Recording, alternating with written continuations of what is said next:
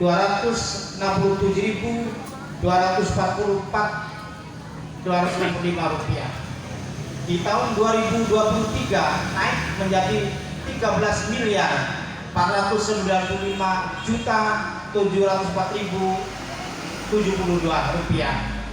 Jadi ada kenaikan walaupun kecil, itu 128.459.000, kurang lebih 1% kenaikannya. Sedangkan dari usaha selama kurun waktu dari Januari sampai Desember 2023, dari pendapatan simpan pinjam yaitu Rp554.018.000. Sedangkan pendapatan di sektor real itu ada waserda, ada angkutan dan yang sebagainya, yaitu 200, dan termasuk diantaranya kerjasama listrik, Pak Tom. Dan listrik yaitu Rp243.818.348.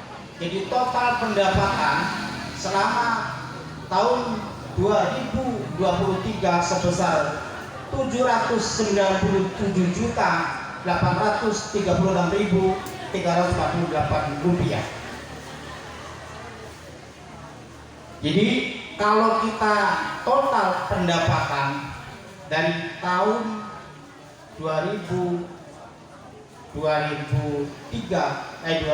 awal ke 2023 itu ada kenaikan karena SHU waktu itu kita rencana 72 juta, sampaiannya adalah 76.563.065 rupiah. Berarti capaiannya adalah 106%. Terus mengenai simpanan sukarela, alhamdulillah Bapak Ibu sekalian, kita berbangga terhadap ibu-ibu sekalian yang selama ini Bapak Ibu semua nyimpen di bank Pektum. Perlu diketahui, saya juga sampai rasanya terenyuh.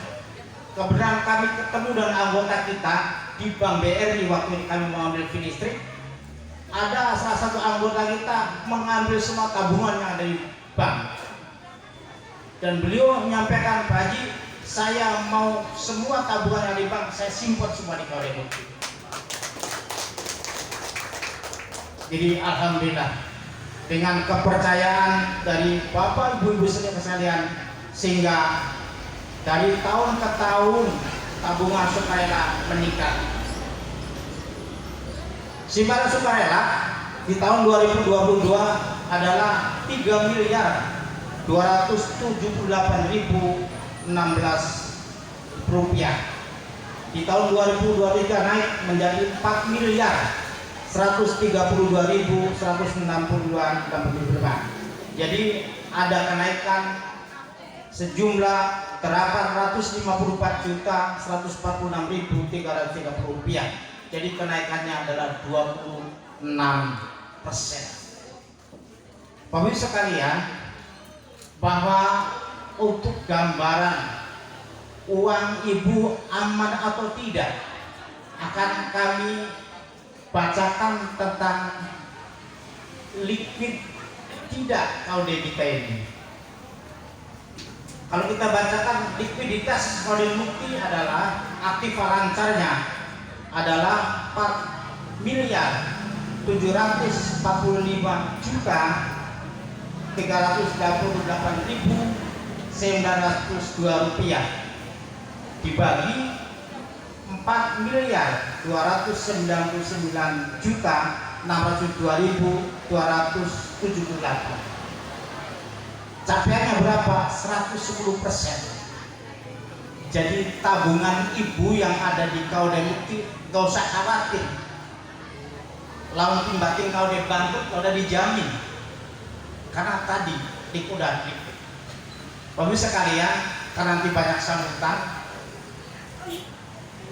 sambutan dari para pembina-pembina kita, yang intinya kami secara pribadi dan atas nama pengurus Kaude Mukti Waringin mengucapkan beribu banyak terima kasih kepada Bapak Ibu sekalian yang telah memberikan kepercayaan dan amanah kepada kami, terutama sebagai ketua dan jajaran pengurus pengawas, sehingga KUD Mukti bisa berkembang sampai sekarang. Kalau kita tilik di tahun 2004 waktu saya masuk Pak Kiai Bambang, kas KUD Mukti hanya 3 juta Pak waktu itu. Sekarang udah 6 miliar. Ini adalah berkat rahmat dan ridho Allah Pak. Karena apa? Dari saran Pak Kiai Bambang, dari Pak Kuhu yang terhormat juga, bahwa kami usaha bukan secara dohir aja Pak. Jadi kami usaha itu usaha bumi dan usaha langit Pak. Ikhtiar langitnya Pak, kami berdoa Pak. Tiap malam Jumat di bulan pertama ada istighosah di kantor. Dan udah 10 tahun terakhir Pak kita berjalan. Mudah-mudahan suatu saat nanti Pak Kiai Bambang saya undang untuk memberikan doa di sini semakin berkembang lagi. Dan ikhtiar buminya kami dengan anggota menjalin silaturahmi. Bahkan kami Pak, ada beberapa anggota kami yang tingkat ekonomi yang menengah ke bawah. Ya, menengah ke bawah. Bapak jangan iri Pak. Yang menengah ke bawah ini saya kasih pinjaman tanpa jasa Pak. Tanpa bunga. Selama 300 anggota Pak. Tapi mohon maaf bagi yang mampu ajak kesiriannya Pak ya, mereka. Dan kami Pak Kadis waktu itu hampir nangis Pak. Ada pedagang asongan Pak, pedagang asongan yang kasih dana tadi, dana pinjaman tanpa jasa tanpa bunga itu, mereka sangat disiplin. Karena beliau dagangnya adalah dagang asongan Pak, di mobil-mobil itu. Jam 4 sore hujan gerimis Pak, beliau datang setengah Pak. Saya nangis, disiplin luar biasa karena kepercayaan dan amanah yang diberikan pada KUD, kita sama-sama bangun. Untuk itu terima kasih terus menerus pada Bapak sekalian. Kami tidak akan menolak pinjaman Bapak Ibu sekalian selagi memenuhi syarat. Bahkan kemarin Pak Bendahara ada yang dikasih 100 juta ya Pak ya. Di pinjaman kami sudah memberikan pinjaman 100 juta bagi para Bapak Ibu anggota yang memenuhi syarat ketentuan berlaku. Terus seiring berkembangnya jalan bahwa usaha listrik, yang namanya listrik sekarang sudah bebas, sudah liberal Pak Ketum. Dulu yang namanya listrik waktu itu PLN masih melarat. Terus terang masih melarat ciprat Pak. Kenapa saya melarat? Dulu yang di depan itu KUD Pak. Iya enggak Pak? Saya datang ke rumah tangga menawarkan pasang listrik coba Pak. Dulu nggak mau pasang listrik orang. Yang menawarkan adalah KUD. Sehingga sampai sekarang begitu listrik udah mapan, udah tinggi, udah diakses di mana-mana, lupa kepada KUD. Iya. Jadi waktu melarat sih tetap orang lebih tua, begitu sudah kaya orang lebih minum Pak. Iya, istilahnya begitu Pak Kiai. Mohon maaf. Terus di sisi lain bahwa usaha pupuk juga dulu satu-satunya distribusi pupuk, pelayan pupuk adalah koperasi KUD. Sekarang udah bebas Pak. Wis bebas itu angel Pak. Bisa kalau di musim tanam, mana sih petani, acung petani. Nah, petani udah mulai pupuk Pak, tapi pupuknya nggak ada.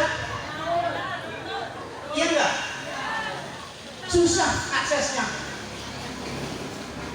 Pupuk subsidi susah banget Pak. Sekarang mau dipupuk. Ada juga pupuk non subsidi Pak Kadis yang harganya 1 kintal 1 juta. Ini mampu Pak petani. Bayangin.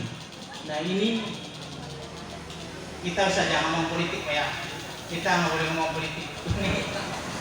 Ini adalah ngomong realita. Jadi mudah-mudahan siapapun yang jadi presiden mendatang, presiden yang amanah dan memperhatikan rakyat kecil, terutama gerakan koperasi. Itu yang kita pilih. Yang terakhir, kepada Bapak sekalian, kami mohon dengan sangat, kami punya waserda Pak. Ini waserdanya. Tapi lah masih dalam tuku Pak Ketum. Lah nggak ada yang mau beli. Karena banyak saingan Pak. Satu desa ini ada 6 ya. Ada 6 Pak. Satu desa ini kan Pak Camat. Ada 6 Indomaret coba. Kira meter baru Indomaret, belakang rumah sakit, depan rumah sakit, sebelah rumah sakit, depan puskesmas, depan pom bensin. Dikasar lagi. Gimana kita mau bertahan Pak? Tapi kalau Bapak Ibu sekalian tetap yakin, percaya, dan cinta terhadap KUD pada koperasi, insya Allah jualan kita tetap belinya di KUD.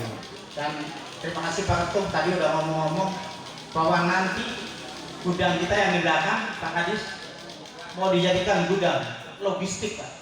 Jadi namanya jadi gudang logistik untuk sembako yang harganya di bawah grosir. Tadi langsung dari pabrik. Ini beliau Pak Ketum. Pak Ketum ini di samping beliau ketua umum kami di Dusku Jabar, beliau ketua umum kami bendaharanya Pak. Jadi kami tahu betul beliau, dan beliau juga di ketua satu Inkut Jakarta Pak. Bapak tuane KUD Pak.